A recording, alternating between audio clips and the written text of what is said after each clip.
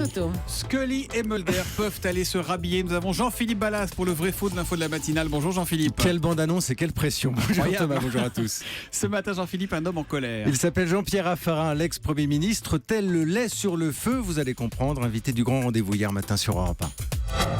On est dans un pays aujourd'hui, mais je le dis avec une certaine forme de colère, on importe du lait. Quand vous pensez que la France importe du lait. En colère, Jean-Pierre Raffarin. La France importe du lait, s'emporte-t-il? Spontanément, c'est vrai qu'on est un peu étonné. Alors c'est vrai ou c'est faux? C'est vrai, Thomas, et c'est franchement paradoxal sur le papier parce que nous sommes l'un des plus gros producteurs de lait au monde. Nous vendons à l'étranger 40% des produits de la filière. A priori, on se dit qu'on n'a pas de besoin. J'ai regardé les derniers résultats sur le lait au mois de novembre.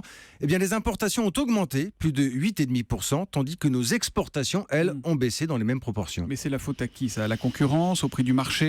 Exactement. Alors c'est la fin des quotas laitiers depuis quelques mois et une production qui n'a plus de limite chez nos voisins. Pour vous donner un ordre d'idée, Thomas, la France fait payer son lait un peu plus de 300 € les 1000 litres. On est plus proche de 250 en Irlande, on est plus bas aussi en Belgique, aux Pays-Bas, en Allemagne.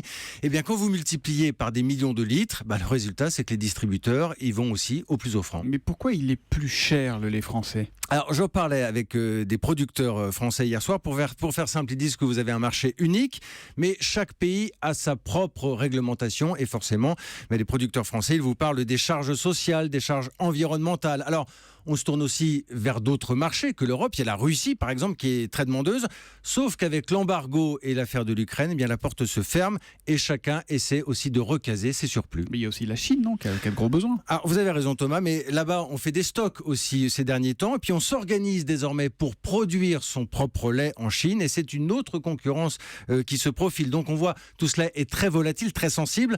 Faut dire malgré tout que globalement, nos exportations restent plus importantes que nos importations, mais visiblement, la qualité, la diversité du Made in France et de ses produits laitiers, cette qualité, Thomas, ne suffit plus. Voilà, c'est contre-intuitif, mais c'est vrai, la France importe bien du lait. Le vrai faux de l'info de la matinale avec Jean-Philippe Ballas tous les matins. C'est après le journal de 7h30 sur Europe 1. À demain, Jean-Philippe. À demain.